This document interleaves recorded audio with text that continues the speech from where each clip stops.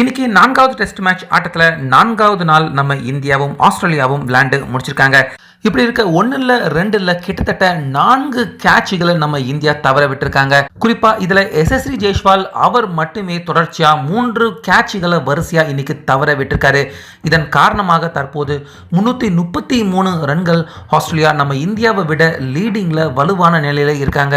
இப்படி இருக்க நாளைக்கு டே 5ல என்ன நடக்க போகுது அப்படின்னு பரபரப்பா அதிர்ச்சியுடன் காத்துக்கிட்டு இருக்க நம்ம இந்திய கிரிக்கெட் ரசிகர்களுக்கு ஒரு மிகப்பெரிய நல்ல குட் நியூஸ் ஒன்று நம்ம இந்திய அணிக்கு நாளைக்கு டே 5ல காத்துக்கிட்டு இருக்கு. அதாவது இன்னைக்கு காலையில ஆஸ்திரேலியா அவங்க பேட்டிங் பண்ண வந்த உடனே பும்ரா போலிங்ல ஃபைன் லெக்ல ஒரு கேட்சை தவற விட்டாரு ஜெய்ஸ்வால்.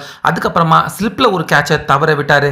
ஜடேஜா போலிங்ல பக்கத்தில் நின்றுகிட்டு ஸ்லோவா வந்த பாலை கேட்சை பிடிச்சிருக்கலாம். சில்லி பாயிண்ட்லயும் ஒரு கேட்சை தவற விட்டாரு ஜெய்ஸ்வால். இப்படி இருக்க மொதல் கேட்சை விட்டப்ப தட்டி கொடுத்து அவரை என்கரேஜ் பண்ணி பரவாயில்ல அப்படின்னு சொன்ன விராட் கோலி அடுத்துன்னு அவர் கேட்ச் விட ஆரம்பிச்சதுமே கோலி ரோஹித் சர்மா 2 பேருக்குமே ஆத்திரம் கோபம் பொறுக்க முடியல.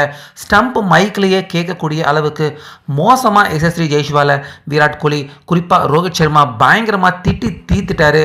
ஸோ இது பத்தாது அப்படின்னு சிராஜ் அவரே பந்து போட்டு காட்டம் போல்ட் பண்ணியிருக்கலாம்.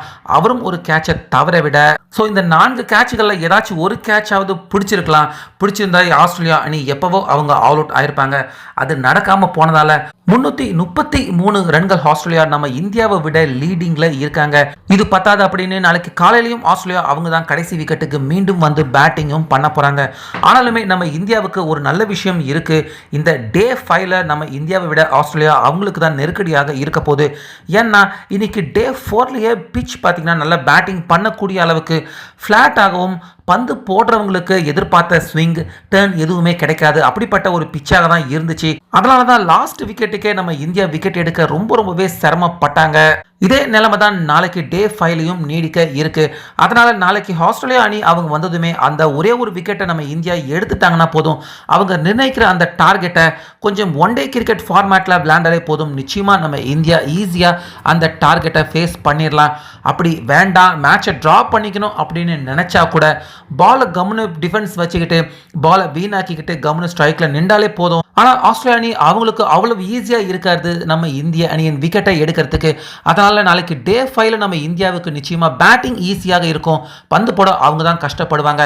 அந்த ஒரே ஒரு விக்கெட்டை மட்டும் காலையில் எர்லியா நம்ம இந்தியா எடுத்துட்டாங்கன்னா நிச்சயமா நம்ம இந்தியாவுக்கு வெற்றிக்கான வாய்ப்பு கண்டிப்பாக இருக்கு.